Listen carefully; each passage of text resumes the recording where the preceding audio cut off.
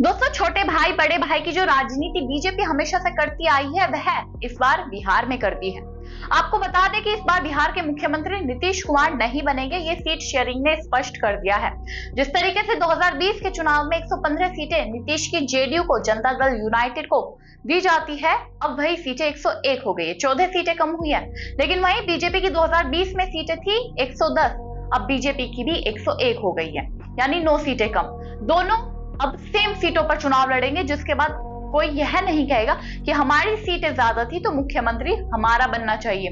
अब बीजेपी कहेगी कि हमारा मुख्यमंत्री बनेगा क्योंकि सबकी सीटें बराबर थी और पूरे गठबंधन में सबसे ज्यादा सीटें जीतने वाले अगर हम हो सकते हैं, अगर उनकी सत्ता में सरकार आती है तो। खैर, वह दूसरी बात है। अगर वहीं हम बात करें चिराग पासवान की तरफ से 40 सीटों का दावा किया जा रहा था, मिली कितनी? 29। एलजेपी आरको यानी लोक जनशक्ति पार्टी, रामविलास चिराग पासवान की पार्टी को सिर्फ 29 सीटों से संतुष्टि करनी पड़ी है। दूसरी तरफ अगर हम बात करें जीतन राम मांझी की, जीतन राम मांझी लगातार कहते नजर आ रहे थे कि 20 से 15, 20 से 15, 20 से 15, लेकिन सिर्फ 6 सीटें मिली है। जो 2020 चुनाव में 7 सीटें मिली थी, उससे भी 1 सीट कम, जिससे साफ तौर पर देखने को मिल रहा है कि उनकी पार्टी की कोई अहमियत अब एनडीए गठबंधन में नहीं रही है।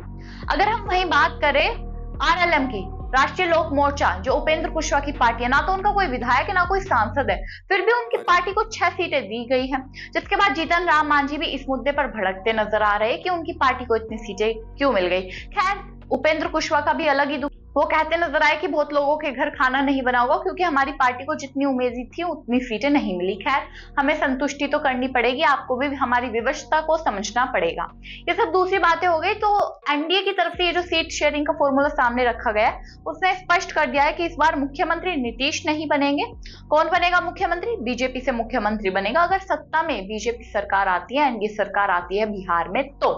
दोस्तों, आप सभी देखते होंगे कि किस तरीके से बीजेपी हमेशा से पहले दूसरी पार्टी को राज्य में आगे करती है, जो वहां की स्टेट पार्टी होती है, फिर खुद आगे हो जाती है। इसका उदाहरण आप साफ तौर पर मध्य प्रदेश देख सकते हैं। दूसरी तरफ महाराष्ट्र सबसे बड़ा उदाहरण है। पहले एकनाथ शिंदे को मुख्यमंत्री बनाया, लेकिन अब जब चुनाव हुए तो उन्हें हटाकर अपनी पार्टी के मुख्यमंत्री बना दिया।